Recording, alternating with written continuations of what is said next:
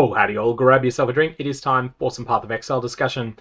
Our group managed to run about 15 maps that had the Divine Orb lantern on them, and out of those, we seem to have gotten 9 Divine Orbs.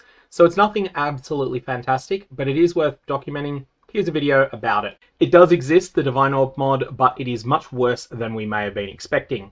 This here is strongest monster in pack gets drop jewelry, has 50% chance to be converted to a Divine Orb.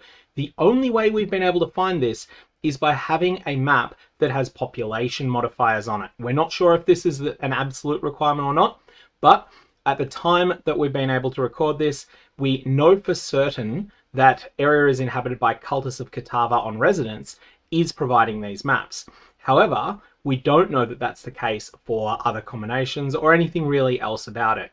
The key thing is that every time that you open a map, one of the biggest discoveries that was made about 24 hours into this event is that the pool of lantern mods is always the same, except if you have one of those population mods. Area is inhabited by ghosts, area is inhabited by Cultists of Kitava, etc, etc. When you've got one of these, then it changes the pool that is pulled from. We don't know all the details of how this works, just that it happens. So, Divine Orb mods can spawn, and with this you'll see here it says drop jewelry has a 50% chance to be converted to a Divine Orb.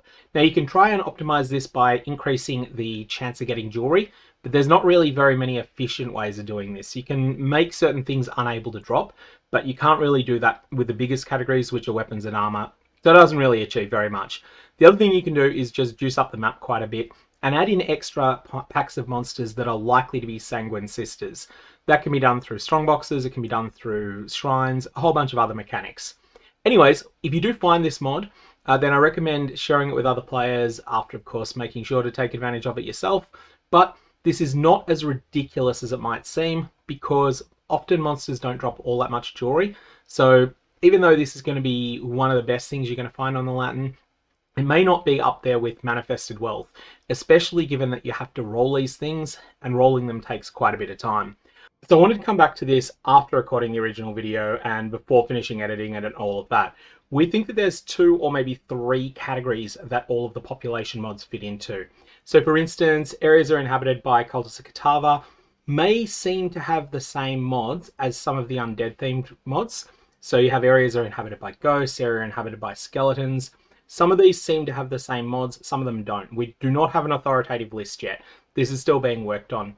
What we suspect is going on though, is that GGG have split these population mods into 2 groups, and that they're both capable of rolling the same mods, but then just sometimes they'll roll one, sometimes the other ones will roll it. We're trying to work out all those things. The other thing I would suggest to anyone playing in this event, do not run out of Horizon Orbs. You want to be really stockpiling Horizon Orbs. You're going to need heaps of them, much more than you would normally want in a given league. The reason for that is that when you do hear through any sort of means that a particular map is really good, you want to start making as many of them as you can. One of the best ways to generate Horizon Orbs is through the lantern itself. A lot of maps will have 4% chance for a particular pack to drop Horizon Orbs, so maybe you can focus on farming them. Another one actually is in Heist. Heist has Harbinger chests, and particularly at monster level 83, those are very generous with both Horizon Orbs and Harbinger Orbs, and Harbinger Shards as well. So there's a few options that you've got. Delve Mines are also pretty good for that, but you want to have a big map pool in this event, much more than you normally would. This is a very different league economy to what we're used to, and I think it's going to be really interesting seeing how it goes. Ultimately, more than anything else, this event is giving me vibes of Darkshrine League, which is a long time ago now. A lot of people haven't played it, but it had this massive community effort to find out how the particular league mechanic worked. It was very opaque. We put a lot of things together, and then eventually people found really optimized strategies for it. Darkshrine was broken in half by the end of it, but it didn't start that way. And I'm kind of expecting that might be the case with the Necro Settlers event.